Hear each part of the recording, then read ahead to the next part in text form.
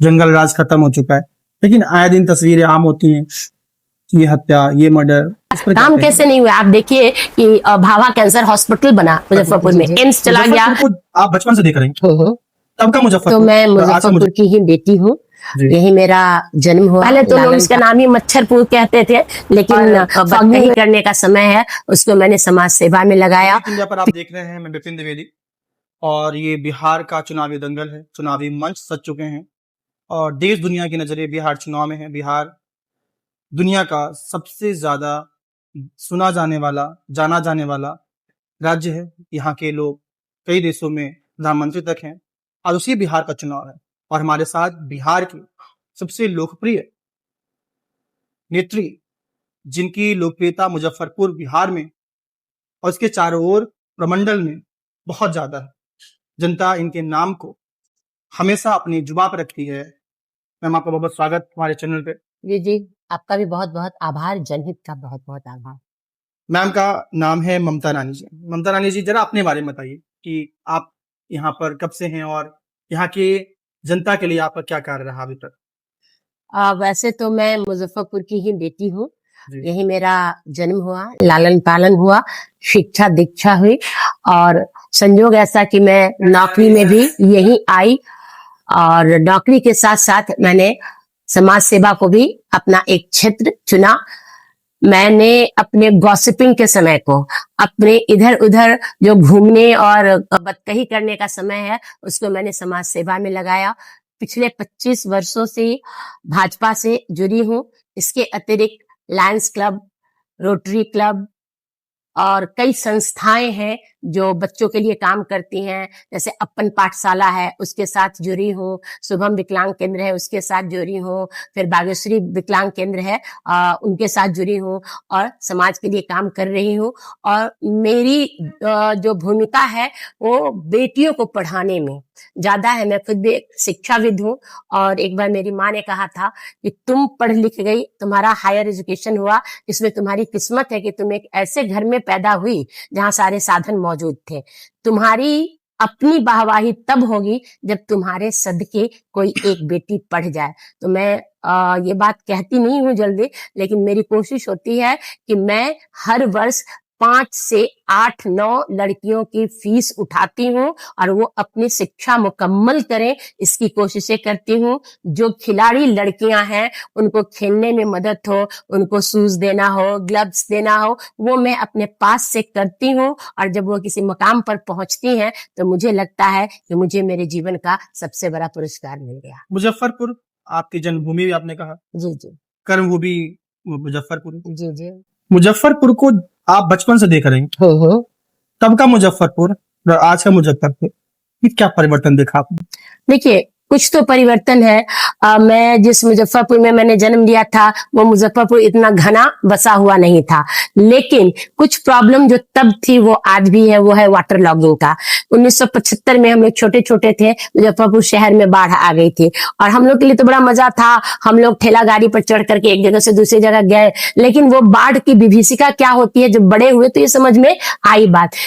तब के मुजफ्फरपुर में रेलवे क्रॉसिंग्स होते थे, अब मुजफ्फरपुर में ओवर ब्रिजेस हैं।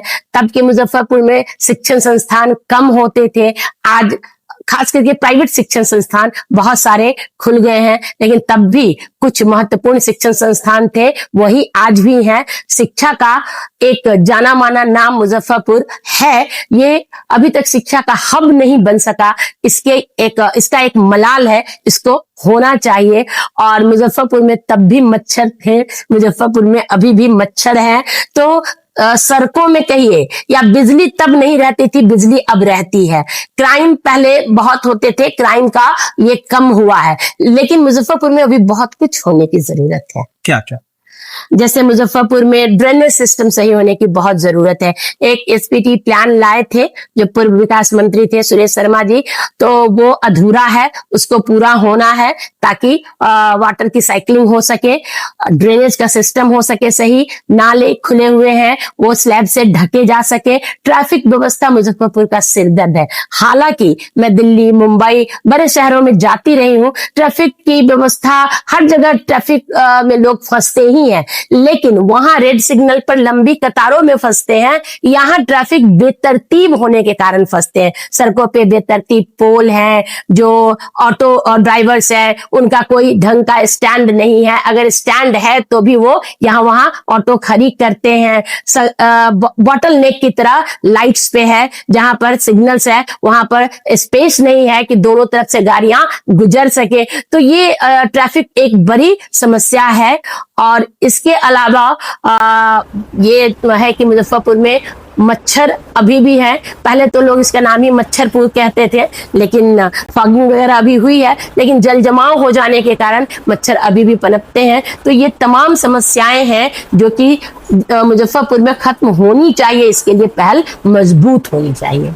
क्या लग रहा है कि ममता रानी जी ने इतना प्रयास किया, जनता की सेवा हो, जनता का भला हो, मुजफ्फरपुर को जो मुकाम मिलना चाहिए, लेकिन अभी तक किन चीज़ों ने मुजफ्फरपुर के लिए इतने रोड़े डाले, इतनी मुश्किलें लाई कि पूरी नहीं हो पाई? देखिए, मैं ये ज़रूर कहूँगी कि मुजफ्फरपुर का दुर्भाग्य रहा कि जॉर्ज फर्नांडिस के बाद जो लोग भी मुजफ्फरपुर का जिन लोगों ने प्रतिनिधित्व किया, लगभग सभी बाहरी ही रहे। हमारे सांसद रहे, पहले तो हाजीपुर से थे, अभी के सांसद रोसड़ा से हैं, हमारे नगर विकास मंत्री रहे वो भी छपरा के रहे, हमारे एमएलसीज रहे बेगूसराय से या सीतामढ़ी से।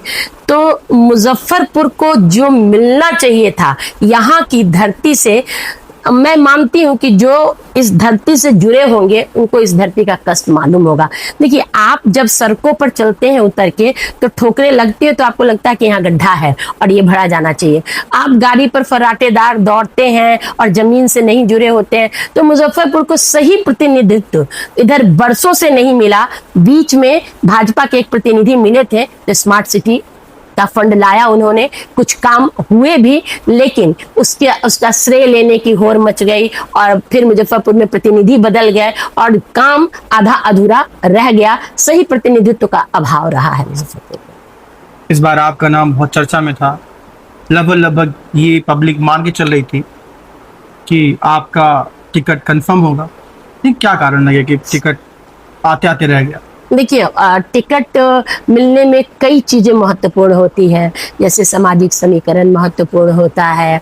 फिर यह भी देखा जाता है कि एक व्यक्ति से कितने वर्ग को साधा जा सकता है, ये चीज़ें देखी जाती हैं। फिर हमारे जो शीर्ष नेतृत्व हैं वो सर्वे कराते हैं। उसके अलावा आपस में वो लोग बैठ करके सभी का एक मत होना ज़रूरी होता है, तब जाकर टिकट मिलता है। मैं सेवा करती हूँ समाज में, लेकिन मैं नौकरी भी करती हूँ। तो मैं, हो सकता है कि जो पार्टी ने अपेक्षित समय हमसे चाहा हो, हालांकि मैं राष्ट्रीय कार्य समिति सदस्य रही हूँ और मैं 14 राज्यों में मैंने प्रवास किया है, पार्टी का संगठनात्मक प्रवास। वहां जाकर के मैंने लोगों के बीच पार्टी की नीतियों पर बातचीत की, कार्यकर्ताओं में अलग जगाया।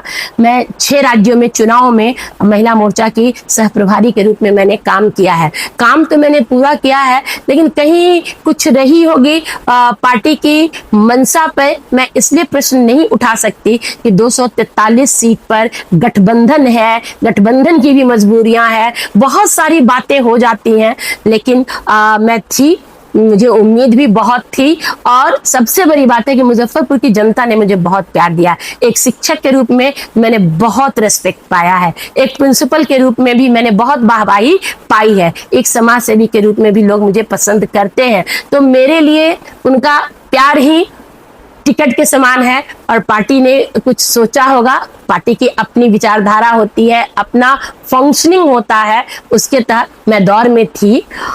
मुझे टिकट नहीं मिला, लेकिन खुशी की बात है कि भाजपा को ये सीट मिली है और भाजपा से हमारे रंजन भाई लड़ रहे हैं। कोई मलाल नहीं आप? देखिए, टिकट न मिलने का, मैं झूठ तो नहीं बोलूंगी, टिकट न मिलने का मलाल है, बिल्कुल है, लेकिन इस मलाल के आगे पार्टी बड़ी है।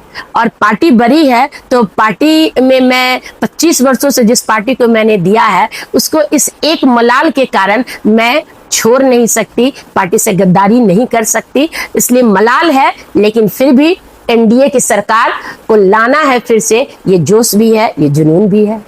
ठीक है, आपने कहा आपको जुनून है, जोश है कि एनडीए की सरकार बिहार में फिर आए, मुजफ्फरपुर फिर आए।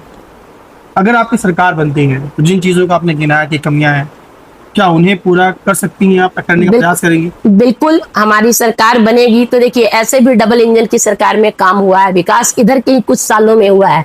पहले कहाँ मुजफ्फरपुर में कुछ भी था। आप आज से 7-8 साल 10 साल पहले आते तो चंदलोक ओवर ब्रिज नहीं था और उधर आमगोला ओवर ब्रिज नहीं था, तो लोगों को कितनी परेशानी होती थी। तो वो ओवर ब्रिज बना, बिजली के पोल लगे, पार्क, कई पार्क बने, जीर्णोद्धार हुआ। अभी वहां पर मन पर सिकंदरपुर मन में काफी अच्छा काम हो रहा है, सुंदर सड़कें बनी हैं, उसको सजाया जा रहा है। तो ऐसा अभी स्टेडियम का जीर्णोद्धार हुआ है, अभी ऑडिटोरियम का हुआ है। तो जो स्मार्ट सिटी के तहत फंड आया तो उससे काम हुए हैं, लेकिन अपेक्षित नहीं हुए, क्योंकि मैं हमेशा कहती हूँ कि एक कोऑर्डिनेशन नगर निगम में और जो यहाँ के जनप्रतिनिधि रहे उनके बीच नहीं बना, खींचतान, श्रेय लेने की कोशिश, इसके कारण बाधित हुआ। तो अगर हमारे विधायक आएंगे तो डबल इंजन की सरकार होगी, फंड लाया जाएगा। काम कैसे नहीं हुआ, आप देखिए कि भाभा कैंसर हॉस्पिटल बना मुजफ्फरपुर में, एम्स चला गया, लोगों को बहुत अफसोस हुआ, लेकिन एक देखिए कि विश्व स्तरीय कैंसर हॉस्पिटल यहाँ मुजफ्फरपुर को मिला है। अभी पताही में भी टेंडर की प्रक्रिया हुई है और पताही में छोटा ही हवाई जहाज से ही एक हवाई पट्टी का निर्माण ये हो रहा है। तो काम कुछ हुए हैं, लेकिन फिर मैं कहूंगी वो एनडीए के ही किए हुए हैं। बीच में जो मुजफ्फरपुर का प्रतिनिधित्व रहा है, कांग्रेस का जो प्रतिनिधित्व रहा है, उनके तरफ से कोई काम नहीं किया गया, ये मुजफ्फरपुर की जनता देख रही है। बिहार कहें या मुजफ्फरपुर कहें, बात तो एक ही है। बिहार में पलायन एक बड़ी समस्या है, इस पर आपकी सरकार क्या काम कर रही हो, क्या करेगी? देखिए पलायन बड़ी समस्या है, क्योंकि बिहार जब बंटवारा हुआ बिहार और झारखंड का, तो बिहार के पास बस बालू बचा था, सारे माइन सब कुछ झारखंड में चला गया, उद्योग धंधे नहीं थे, जो भी औद्योगिक शहर थे वो झारखंड में चला गया। तो पलायन तो हुआ, लेकिन धीरे धीरे बिहार की औद्योगिक नीति सुधरी है। आप देखिए मेगा फूड पार्क बन रहा है मोतीपुर में, एथेनॉल के प्लांट्स लगे हैं, बेला में जाके देखिए बैग क्लस्टर है। तो धीरे धीरे अब फूड यूनिट भी लग रहा है, धीरे धीरे उद्योग की स्थापना हो रही है। जब उद्योग स्थापित होंगे तो रोजगार यहाँ मिलने लगेगा। अभी बिहार सरकार ने आप देखिए लाखों नौकरियां दी है, वो पलायन रोकने में बहुत हद तक ये चीज अच्छा साबित हुआ है। नौकरियां घर में देखिए, कोई बाहर क्यों जाता है, पढ़ने जाता है, तो अच्छी संस्थाएं खुल रही हैं, हर जिले में कॉलेज खुल रहा है, हर अनुमंडल में कॉलेज खुल रहा है, कई इंजीनियरिंग कॉलेजेस, कई मेडिकल कॉलेजेस खुले हैं। तो पढ़ाई की जरूरत भी बिहार कैटर कर रहा है इस नीड को। अलावे उद्योग धंधे खुल रहे हैं तो नौकरियां मिल रही, नौकरी के लिए पेट पालने के लिए जाते हैं तो वो यहाँ मिल रहा है। तो धीरे धीरे ये जो बेपटरी हो चुका था बिहार के बंटवारे के बाद, वो धीरे धीरे पटरी पर आ रहा है। और अभी तक हम लोगों ने लाखों नौकरियां दी हैं, हमारी सरकार इसको करोड़ों देंगी। आप देखिए 10,000 रुपया दे करके महिलाओं को, उद्यमिता को बढ़ावा दिया जा रहा है कि हर परिवार में एक उद्यम हो। तो जब घर में नौकरी, घर में खाना मिलेगा तो कोई बाहर नहीं जाएगा, तो पलायन रुकेगा।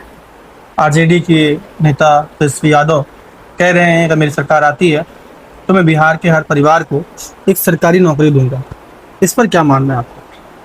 देखिए ये सब तो अब वादे हैं, अगर आती है किंतु परंतु वाली बातें हैं। सरकारी नौकरी देंगे, क्या उनका प्लान है, उसके लिए क्या उन्होंने कोई रोड मैप तलाश किया है? मैं कह सकती हूँ कि मैं अगर सीएम बनूंगी तो मैं चांद पर सबको जमीन दे दूंगी, तो कह देने से नहीं होता, उसके लिए क्या रोड मैप है वो सामने लाना चाहिए कि सरकारी नौकरी हर परिवार में कैसे देंगे। अब आप बताइए, एक मजदूर का परिवार है, यदि उसका उन्होंने प्रॉपर शिक्षा भी नहीं दी तो उसको नौकरी कैसे दे देंगे? ये सोचने वाली बात है। तो पहले तो होना चाहिए कि हम हर घर में प्रॉपर शिक्षा देंगे, हर घर में प्रॉपर उनको उनकी भूख मिटे वो हो, उनको आवास देंगे, तब तो नौकरी की बात आएगी। तो सरकारी नौकरी कोई ऐसा चीज तो रसगुल्ला तो है नहीं कि मुंह में डाल लिए और वो खा लिया सरकारी नौकरी हो गई। तो ये सब कहने की बातें हैं, वो अपना नैरेटिव कर रहे हैं, जनता से कुछ तो नया कहेंगे, क्योंकि चारों ओर एनडीए का विकास दिखता है जो हो रहा है, तो वो उससे कुछ अलग हट के कहने की कोशिश कर रहे हैं,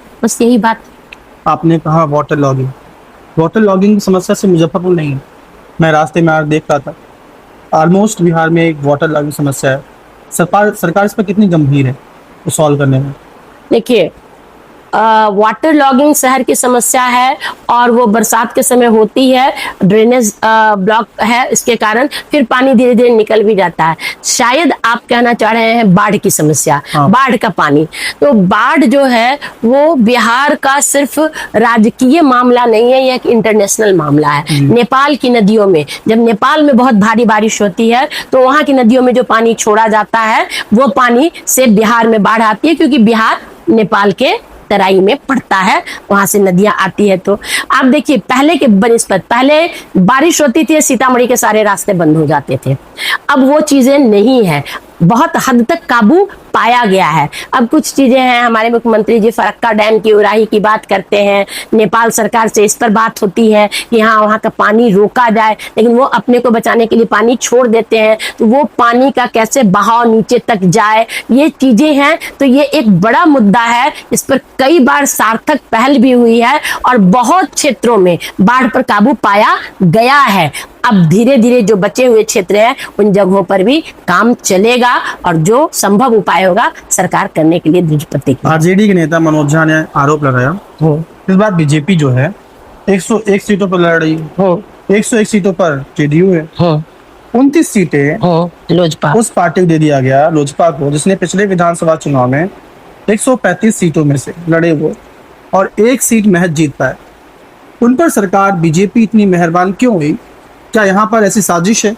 देखिए बीजेपी चाहती है कि चिराग पासवान को नहीं, ये मैं खुद का सीएम बना दूं और नीतीश कुमार को लगा दूं। नहीं, ऐसा कुछ भी नहीं है। देखिए जो मनोज झा जी ने आंकड़े दिए हैं अधूरे दिए हैं। 5 अभी जो संसद का चुनाव हुआ है तो उन्हीं चिराग पासवान जी ने उनका 100% स्ट्राइक रेट की बात है 5 जिता करके दिया है।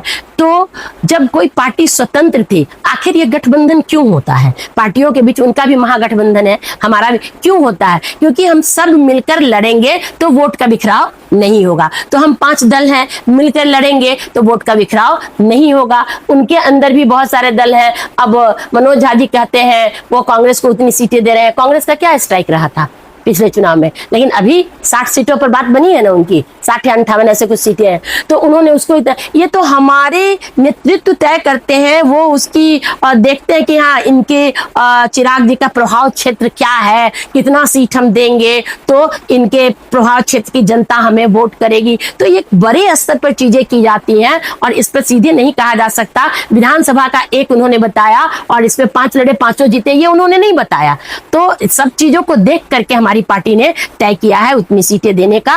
और ये सिर्फ हमारी पार्टी ने नहीं, 5 पार्टी ने मिलकर ये निर्णय लिया है। उपेंद्र कुशवाहा और जीतन राम मांझी ने बड़ी ही नाराजगी जताई है कि भाई हमें उतनी सीटें नहीं दी गई जितना हमें मिलना चाहिए था। इस पर क्या बोलेंगे? देखिए सब कोई लैंड शेयर चाहता है, सब कोई बड़ा हिस्सा चाहता है, लेकिन पार्टी ने तय किया, थोड़ी सी कुनमुनाहट हुई, लेकिन सब फिर उस पर मान भी गए। और वो लोग उस पर, जिनको 6 मिली 6 पर लड़ा रहे, जिनको 29 मिले 29 पर लड़ा रहे, जिनको 101 मिला 101 पर लड़ा रहे। सीट तो 243 ही है और 243 सबको नहीं मिल सकता। तो जिस कद की पार्टियां हैं उस कद से सीटों का बंटवारा किया गया है और अब सब कुछ है, ऑल इज वेल। अब सभी लोग अपने चुनावी मैदान में हैं और एनडीए की सरकार बनाने के लिए। जंगल राज खत्म हो चुका है, लेकिन आए दिन तस्वीरें आम होती हैं, ये हत्या, ये मर्डर, इस पर क्या कहेंगे? देखिए कोई भी सरकार राम राज्य नहीं ला सकती है, क्योंकि अभी मनुष्य बदला है, मनुष्य में धैर्य की कमी हुई है। हम बदलेंगे तो हमारा समाज बदलेगा। क्राइम की जहां तक बात है, ऑर्गेनाइज्ड क्राइम अब नहीं हो रहा है। अब पैशन में किसी को किसी से झगड़ा हुआ, बहुत आसानी से कोई डंडा मिला, उसने डंडा खींच के मार दिया और उसकी हत्या हो गई। तो वो जमीन के झगड़े के कारण हो गया, किसी का प्रेम संबंधों के कारण हो गया। लेकिन जो ऑर्गेनाइज्ड क्राइम होता था, जो माफियागिरी होती थी, इधर के 10 मारे जाते थे, उधर के 10, जो नरसंहार हुआ करता था, जो दंगे हुए करते थे 2005 के पहले, ये तमाम चीजें होती थी। तो वो चीजें अब नहीं हो रही, ऑर्गेनाइज्ड क्राइम नहीं हो रहा है। अब परिवार है, आपसे दुश्मनी है, उसमें घटनाएं होंगी, इसको रोका हाथ होंगे, उसका उतना बड़ा शेयर होगा। तो सामाजिक न्याय यही है कि पहले दबंगों से चलती थी शासन व्यवस्था, उनका राज स्थापित था, अब कानून का राज स्थापित है। अब यदि कोई समाज बहुत बड़ा है तो उसको उसके हिसाब से शेयर दिया जाएगा। तो ये अब सामाजिक न्याय है। अब चीजें चंद हाथों से निकल करके जन जन तक पहुंच गई है। ये समाज, आप सो कॉल्ड बाहुबली कहते हैं यार, तो उनको जनता पसंद कर रही है ना, जनता उनको चुन के बार बार भेज रही है।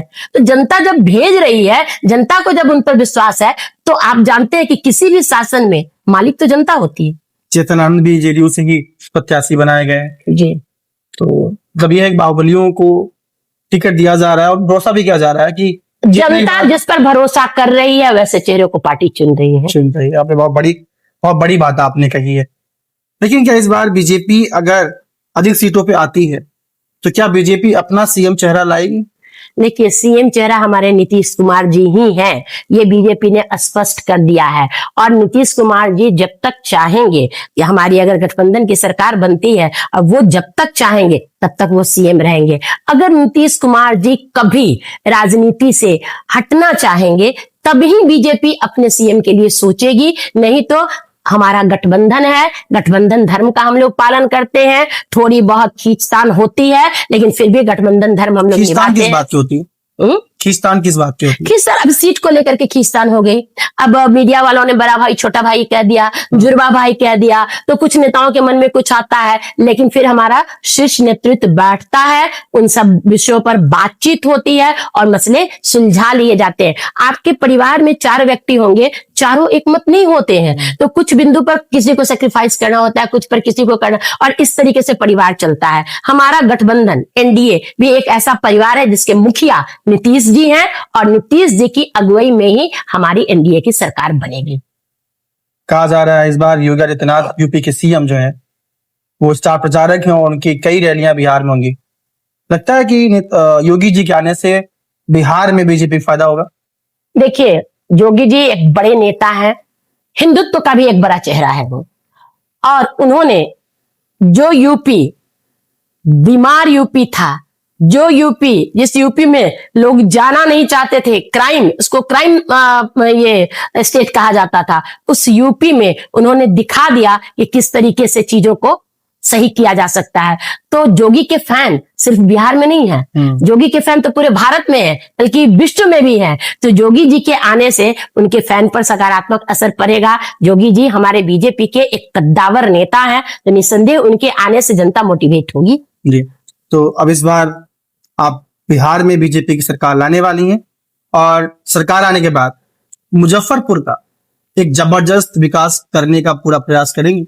जी बिल्कुल, इस बार बिहार में एनडीए की सरकार आने वाली है और मुजफ्फरपुर में जो भी हमारे विधायक होंगे, निसंदेह पार्टी के नाते उन पर हमारा हक होगा और हम हक के साथ जनता के लिए काम करने के लिए कहेंगे। उनकी भी जिम्मेदारी होगी, वो कुछ वादों के साथ आ रहे हैं, कुछ इरादों के साथ आएंगे, उनकी भी जिम्मेदारी होगी शहर के लोगों की अपेक्षाओं पर खरा उतरना। तो मुजफ्फरपुर का विकास होगा, डबल इंजन की सरकार होगी, डबल गति से विकास होगा। इसी के साथ आपका बहुत बहुत धन्यवाद जुड़ने के लिए। जी, आपका भी बहुत बहुत आभार। जय हिंद, जय भारत।